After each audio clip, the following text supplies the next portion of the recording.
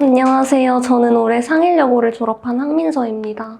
저는 이번 입시에서 수시로 유니스트 반도체공학과, 성균관대 공학계열, 그리고 시립대 컴퓨터과학과에 최종 합격했습니다.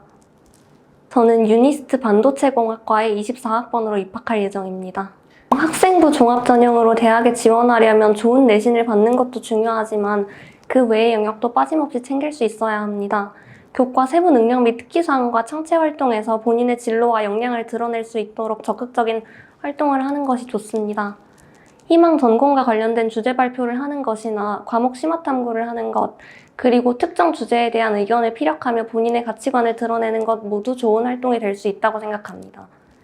과목의 특성과 본인의 상황을 고려하여 그때그때 어떤 역량을 보여줄지 결정한다면 나를 잘 드러내면서도 균형 잡힌 생기부를 만들 수 있을 것입니다. 또 대학에 따라 수능 최저학력 기준이나 자기소개서를 요구하는 경우도 있기 때문에 지원하고자 하는 대학의 모집 요강을 확인하고 준비하는 것이 필요합니다. 반도체공학과는 반도체 공정 분야에 대해 집중적으로 배우는 학과입니다. 채용 조건형 계약학과이고 5년제 학석사 통합과정으로 운영된다는 것이 특징입니다. 반도체공학과를 선택한 것은 학석사 통합이라는 학과의 특징 때문입니다. 저는 어느 분야를 전공하든 대학원을 나와서 석박사 수준의 전문적인 지식을 가지고 일하고 싶다는 의욕이 있었기 때문에 빠르게 석사 과정을 밟을 수 있는 이 학과가 굉장히 매력적으로 느껴졌습니다. 알바형에서 2학년 2학기 기말고사와 수능을 준비했습니다. 화학 생명과학 내신 수업과 고학기 선생님의 수능 화학 수업을 들었습니다. 알바형의 장점은 대치동에 가지 않고도 훌륭한 선생님들의 수업을 들을 수 있다는 점입니다. 내신 때는 인근 고등학교의 출제 경향을 잘 파악하고 있는 선생님들께 수업을 들을 수 있어서 대치동 수업보다 많은 도움이 되었고, 수능을 대비할 때도 대치동과 차이 없는 수업을 들으면서 자유로운 질문을 할 수 있어서 좋았습니다. 네, 고학기 선생님 수업의 장점은 논리적 비약을 허용하지 않으면서도 학생들이 현장에서 실제로 사용 가능한 짧은 풀이를 알려주신다는 점입니다. 화학 1은 시간적 압박이 심한 과목이어서 소위 말하는 스킬을 통해 풀이 시간을 단축하는 것이 중요한데, 스킬을 잘못 만들면 논리적 비약이 생기거나 아니면 체화가 어려워서 학생들이 현장에서 사용하지 못할 수 있습니다.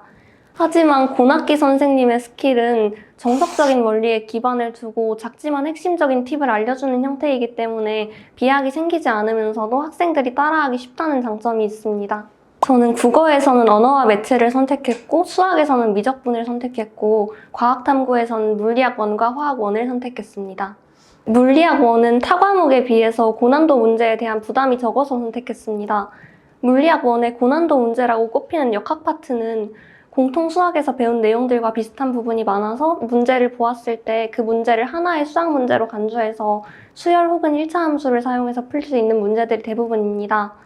그래서 고난도 문제들을 이런 방식으로 해결할 수 있어서 다른 선택 과목들에 비해 쉽게 고득점을 받을 수 있었습니다. 화학 1은 그동안 공부를 해왔고 비교적 시간적 여유를 가질 수 있어서 선택하였습니다. 지구과학의 경우에는 평소에 내신에서도 공부하지 않았던 과목이라 고민하지 않고 제외하였고, 화학과 생명과학 중 학원에서 준비하면서 시간적 압박을 해결한 화학 과목을 선택했습니다.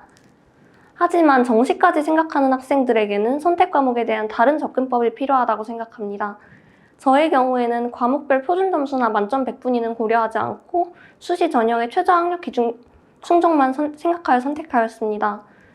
이 두 가지 요소는 수시 전형에서는 영향이 덜하지만 정시에서는 많은 영향을 끼치는 요소이기 때문에 정시를 생각하는 학생들은 조금 더 신중한 접근법이 필요하다고 생각합니다. 저는 국어, 수학은 과목을 그대로 갈 것 같고, 과학탐구에서는 물리학 1과 지구과학 1을 선택할 것 같습니다. 물리학 1은 아까 앞서 말씀드린 이유들 때문에 여전히 공부할 때 부담이 적다고 생각해서 과목을 유지할 것 같고, 지구과학 1은 화학에 비해 과목별 표준 점수나 만점 100분위가 안정적으로 나올 확률이 높고 현장에서의 시간 압박도 덜하기 때문에 선택할 것 같습니다. 저는 이과이지만 수학이 약점인 학생이었습니다. 문제를 풀 수는 있지만 항상 푸는데 시간이 너무 오래 걸려서 마지막에는 시간에 쫓기고 결국 부진한 성적을 받는 일이 많았습니다. 이런 문제의 근본적인 원인은 기본이 부족하고 내용 숙지가 덜 된 것이었는데요. 수학 성적이 부진한 학생들 중에 저같이 스스로 개념을 다 안다고 생각하지만 공통 수학이나 중등 수학의 개념이 완벽하게 숙지가 되지 않은 학생이 꽤 많을 거라고 생각합니다. 저는 이 점을 깨달은 후에 백지의 고등수학 개념을 제가 아는 대로 적어보며 어떤 부분에 공백이 있는지 파악한 후 그 부분을 집중적으로 보완하였습니다. 또 문제를 읽고 조건이 의미하는 바를 그 즉시 생각하지 못하거나 풀이 도중 막히는 부분이 있으면 그 부분은 숙지가 덜 되었다고 판단하고 반사적으로 생각할 수 있을 때까지 복습하였습니다. 이렇게 하면서 생각보다 저에게 공백이 많다는 것을 깨달았고 그 공백을 채워나감에 따라 문제풀이 속도가 빨라지는 것을 체감할 수 있었습니다. 덕분에 수능에서는 평가원 시험 중 가장 높은 성적을 받을 수 있었습니다. 경험상 문제를 한참 읽고서야 자, 이 조건이 뭘 의미하는 걸까? 그러니까 이게 하고 생각을 시작하면 그때는 늦었습니다. 문제의 조건이 의미하는 바를 바로바로 파악할 수 있는, 즉 직독직해를 할 수 있는 수준이 되어야만 제대로 내용이 숙지된 것이고 그래야만 늦지 않을 수 있다고 생각합니다. 저는 고3 마지막까지도 성적이 생각하는 만큼 잘 나오지 않아서 지금이라도 수시를 포기하고 정시 준비를 해야 하나 하는 고민을 했을 때 가장 막막했던 것 같아요. 저도 포기하고 싶었는데 제가 지금 포기하면 그때까지 쌓아온 모든 게 물거품이 된다는 생각에 매몰 비용을 생각하면서 버텼던 것 같습니다. 저는 주변 사람과 대화하는 게 참 많은 도움이 되었습니다. 학교 시간에 일부러 길을 돌아가면서 마음 맞는 친구와 웃고 떠드는 시간이 가장 행복했고 또 알바형의 선생님들도 제가 자습하고 있을 때마다 말을 자주 걸어주셨는데 그럴 때마다 스트레스가 풀리는 기분이 들어서 항상 감사했습니다. 대화를 하고 나면 스트레스도 풀리고 제가 더 열심히 할 수 있겠다는 의욕도 생겼기 때문에 그 대화하는 시간을 저의 쉬는 시간으로 정해놓고 그 시간만큼은 마음 편히 즐겼습니다. 학원의 꼼꼼한 관리와 체계적인 커리큘럼을 성실히 따라간다면 좋은 성적을 얻을 수 있을 거라고 생각합니다. 막막하더라도 포기하지 않고 알바형과 함께 열심히 하다 보면 어느 순간 어려운 것은 지나가고 본인의 성취를 마주할 수 있을 겁니다. 끝까지 열심히 해서 다 같이 좋은 결과를 얻을 수 있으면 좋겠습니다. 화이팅!